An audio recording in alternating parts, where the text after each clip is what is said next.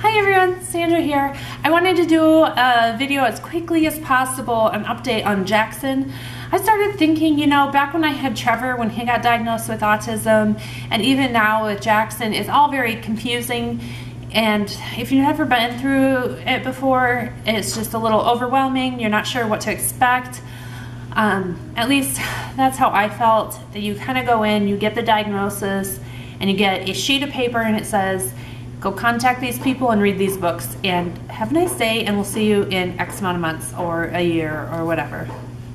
And you're kind of like, what do I do? What's next? So I thought this is a good way to document the journey that we're on, and then some of you guys will know kind of what to expect after the diagnosis of autism. Because I know with Trevor, I thought once you get diagnosed, they'll take care of things. They'll kind of tell you exactly what to do, and that's not necessarily the case.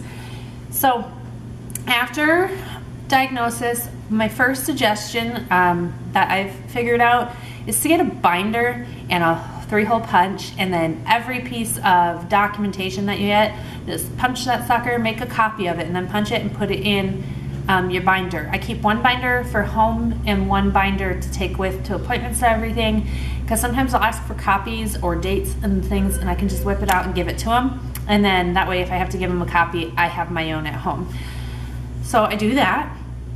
But after the appointment, I called to make an appointment with DDD, Department of Developmental Disability or something like that. I can't remember exactly what the first D stands for.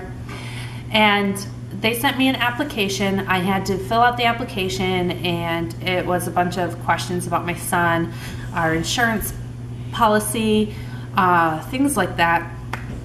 Now, I do want to say, we are applying for federal funds to help with Jackson's medical care and for his therapies and things like that.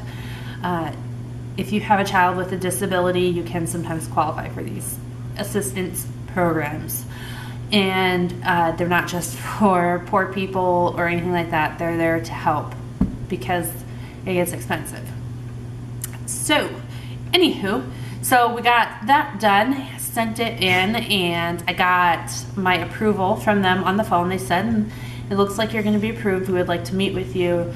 So we made an appointment. I went in and I met with them, and then they told me, and this all was in within 2 months of my initial appointment, and it doesn't go quick. There's wait times. You have to wait a few weeks or wait a month here to get in here and whatever. So we had our appointment with them. They just had me basically sign some more paper, ask a few more questions, and then they said, okay, it looks like you're going to qualify. You'll get a qualifying letter in the mail. When you get the letter in the mail, wait 10 days and then contact Altex. And I don't know why the 10 days, but once you get the letter, then you have to give it a 10-day period and then contact Altex.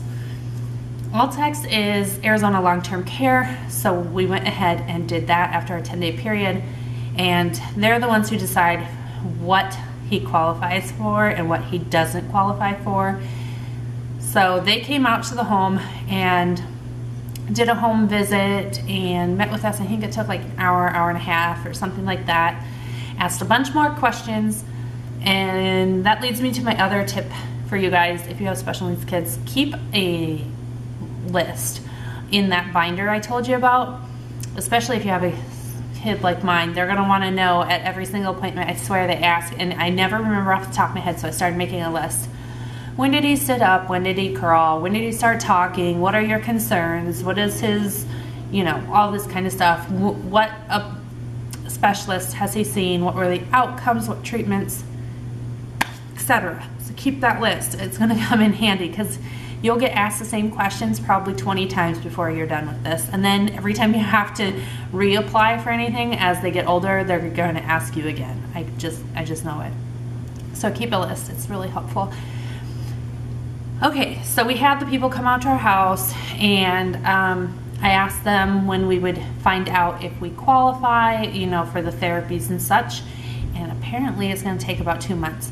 So that puts us to December. He got diagnosed in early part of August, and now we'll be finding out hopefully by Christmas time if he qualifies. In the meantime, we applied for a special needs school, and what that entails is I fill out an application for there, and you have to give them a copy of all the stuff that I told you I keep copies of. And then they did a group evaluation. So you go in there with a group of kids, they evaluate him. If it shows that he needs help in certain areas during that evaluation, then you go on to a single, like one-on-one evaluation, which he did the evaluation today, the group evaluation, and they said they saw multiple areas of needs that they could help with at the school. So now we go on to the one-on-one evaluation, which is a month from now. So that'll put us towards the end of October. So that gives you an idea. There is a lot of wait times in there, usually a month here, 2 months, 3 months, whatever. So by the end of October, we should hopefully know if he qualifies for preschool. And then by the end of December, we should know if he qualifies for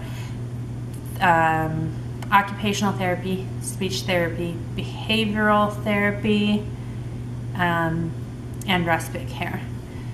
So it's kind of a lot of like, let's hurry up and get as much as you can done, and then you just wait.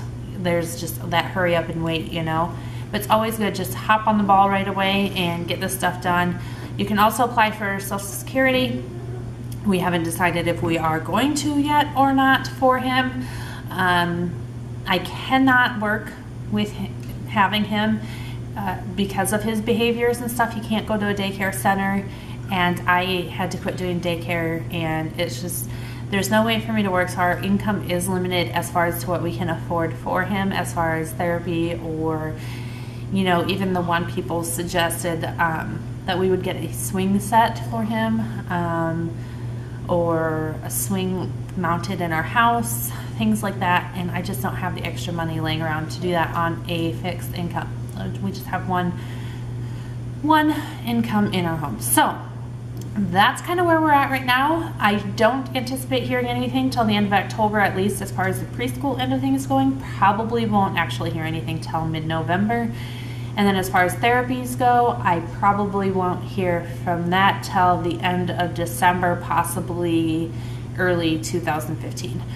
So that's kind of where we're at, and it is kind of stressful, but the important thing is just to take it one step at a time, because it can be very overwhelming when you look at everything that you have to do to get things taken care of for your child. But if you just take one thing at a time and document it really good and try to be as organized, and that's where I found the binder comes in really, really handy, and a calendar for appointments or an appointment book is really handy as well. And I hope this video helps a little bit, and I will certainly talk to you guys very soon, and I'll talk to you later. Bye.